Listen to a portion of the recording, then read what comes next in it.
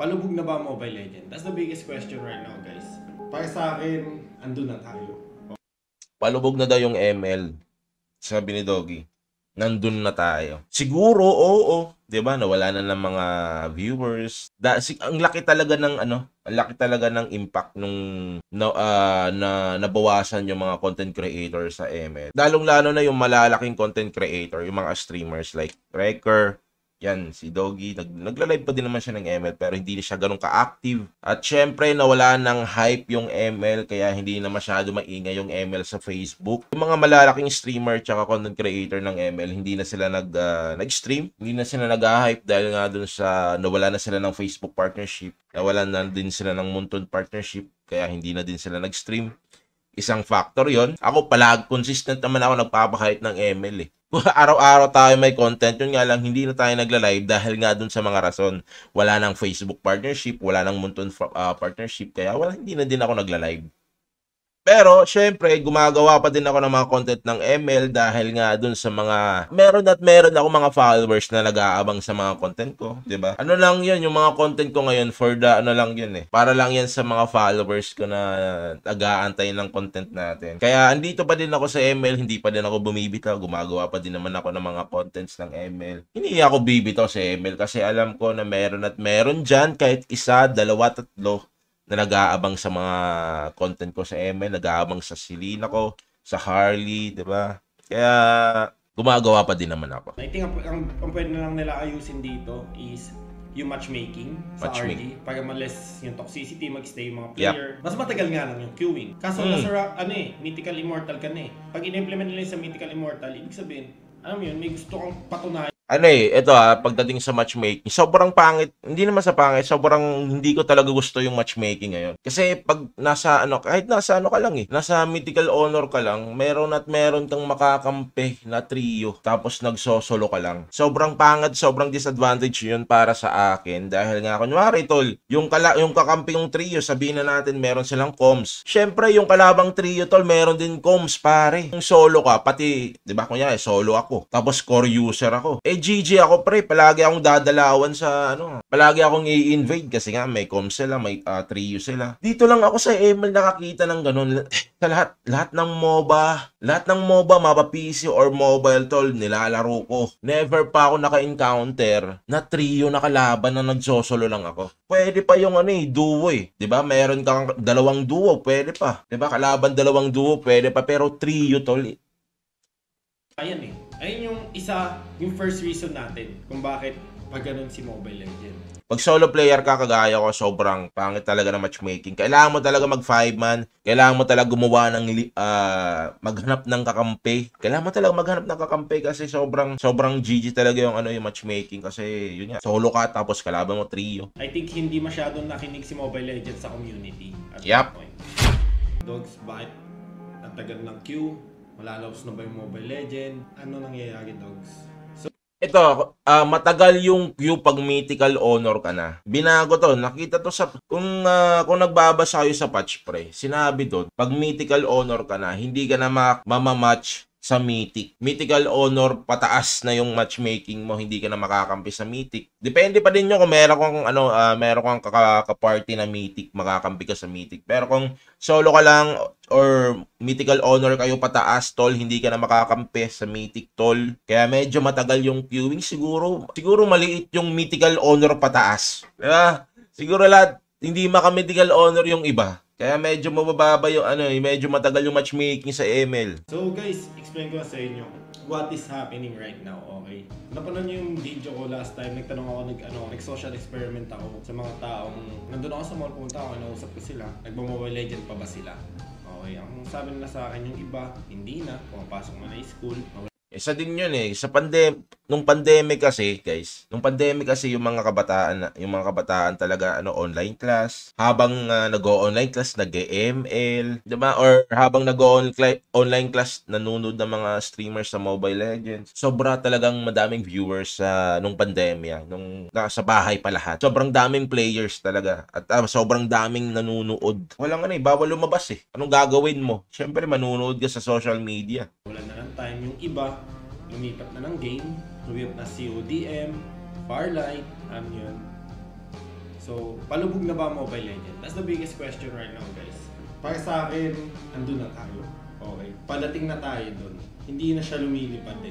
Umabot na tayo sa peak. I think yung peak na yun is season 10. Yeah, yung peak na yun, yung pandemic, sobrang daming viewers nun, pare. Sobrang dami nag-i-stream. Doon din umusbong yung yung mga streamers nung pandemya. Sobrang daming streamers, pre. Hindi lang naman sa Mobile Legends, pati sa COD. Season 10 was the peak of Mobile Legends. Di naman season 10, basically season 10 to hanggang season 1. Siguro 2020 to 2022 yung peak ng ML. Kita nyo, from season 1, umaangat talaga si Mobile Legend, alam nyo yun, and then hanggang season 10, doon natin nakita yung pagbagsak ng Mobile Legend. Okay, now, bagsak na bagsak ba si Mobile Legend? Hindi guys, madami pa rin player base. I think Mobile Legend is one. Yun nga yung sasabi ko, madami pa din mga player sa ML. Sobrang dami pa naglalaro. Sobrang dami pa nanonood. Yun nga lang, nawalan lang talaga ng mga content creator at nawalan yung mga streamers na malalaki. Sobrang laki ng impact nun sa mga, yun nga, walang hype eh. Walang hype sa Facebook, kaya wala na eh. Wala. Pero ngayon, after season 10, nakikita natin na pabagsak si Mobile Legend. Dito lang sa Philippines. Okay, Dito lang sa Pilipinas. Ng esports game, tinamaan. But right now, is the best time na lumabas si Farlight. Okay? Mamaya natin pag-usapan si Farlight. And ngayon, yun nga yung sinasabi ni Doggy na yung nagsilipatan daw yung mga ML streamers.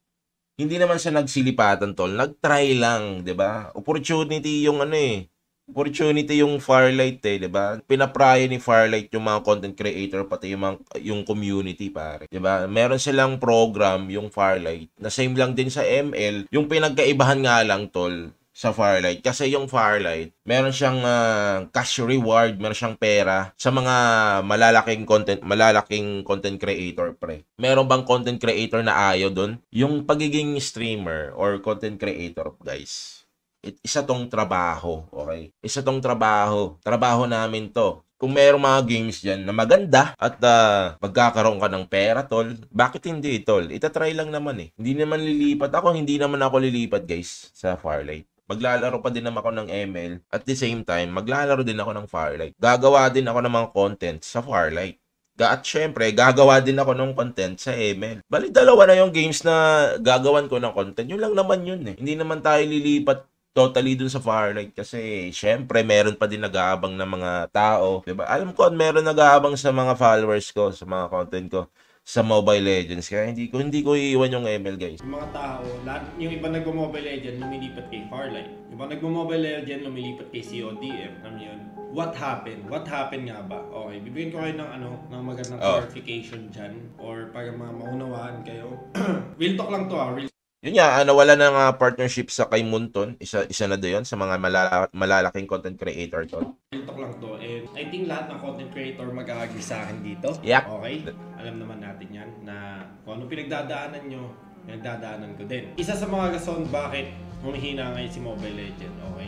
Yung pinakauna sa rason lahat, I think kaya pababa si Mobile Legend is the new patch kay Mobile Legend sa bagong emblem at saka sa queuing system nila. Yung Mobile Legends, siya user-friendly siya. Lahat ng mga tao, tol, hindi na mahihirapan mag-ML, tol, kasi maglalaro ka lang at wala masyadong mechanics eh. Tsaka pagdating na naman sa emblem, okay lang naman yung emblem. Okay lang naman, ba't namumroblema kayo sa emblem, guys? Hindi ko alam. Yung gagawin nyo lang is magbabasa lang kayo, par. Wala namang problema sa pinahirap daw yung emblem, hindi naman eh. Hindi naman masyado komplikado yung emblem eh. Magbasa lang kayo, intindihin nyo kung ano yung mga emblem, yung mga talents, yung mga, di ba, yung mga talents, tol. Basahin nyo lang at kung pwede ba sa hero to. Dapat yung isa sa ginawa nila is yung queuing system, inayos nila. Yep. For example, pag umabot ka ng Mythical Immortal, hindi naman sa pag umabot sa Mythical Immortal, kahit pre, sabihin na natin Mythic, 'di ba? Kahit pag Mythic ka na, meron ng role selection, tol. Mas okay na yung matagal yung matchmaking kasi naman sa pangit yung laro, pangit yung lineup. Pwede ka nang pag nag-rank game ka, mamimili ka na ng position mo. For example, yung main role mo XP, yung second role mo tank. So, yan, primary, secondary ng RG. Tapos, ayun yung pinili mo para makakasama mo yung mga taong pumili lang ng funnel, ng phosphor, ng gold, para hindi magkasalisi. Yep, tatagal yung matchmaking talaga niyan. Pero okay lang yan, tol. Kesa naman sa magsayang ka ng 15 minutes sa laro.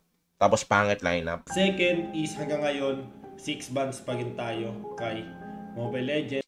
Oo nga, Dol. Ito yung hindi ko maintindihan. Pagdating sa tournament, bakit 5-5 yung ban? Bakit hindi na lang mailagay sa sa rank game? Ilagay nyo na sa rank game, walang ngaya, tol. Diba? Para wala nang, ito din kasi guys. Ito din, 3 ban pa lang eh. I mean 6, 3, 3. Ito yung pangit din eh. Kasi nga, yung iba, magsasuggest na ibaban. Pag hindi mo maban, sasabihan kang bobo. 'Di ba? Match me pa lang eh, drafting pa lang nagkakagulo na. Gawin nilang 10 ban pare. Bawat player tol magbaban, hindi yung 3 lang. Para wala nang reklamo tol, para hindi na mag-away-away sa mga banning. Streaming and the content creator. So what happened? Sa ngayon guys, ang dami natatanggal sa Facebook live streaming, yung MG. Okay? Hindi nyo alam yung MG, that is money guaranteed. Okay? Madaming nawalan. So, Facebook partnership. Ito, wag na natin tapusin yung video kasi sobrang haba. Huwag nyo ikukumpara yung ML sa Farlight kasi sobrang magkaiba sila. Kung isa kang player tol, tapos ikukumpara mo yung ML sa Farlight, sobrang iba pre. Yung ML kasi MOBA yan eh. Yung Farlight, FPS yun. Battle Royale. So sobrang iba talaga. Yung Farlight, bagong game, syempre, 'di ba? Pero tingnan natin tol. Ano pa naman tayo tol, nasa ano pa lang tayo tol. Parang tinatry pa lang natin yung Farlight. Hindi naman tayo totally na tawag dito, maglilipat sa Farlight, guys. Tatry lang natin Farlight. Tingnan natin ano mangyayari. Pero maglalaro pa din naman ako ng ML, gagawa pa din naman ako ng content sa ML, kaya madadagdag lang. So yun lang mga kaibigan, opinion ko lang yun mga tropa, bilang isang content creator, bilang isang streamer. Kasi isa din ako sa nag-try ng Farlight eh. Alam mo yun, meron din kayong ideya. May alam nyo din yung opinion ko dito. Tagal na natin nag-ML, di ba? Kita-kits tayo sa bukas.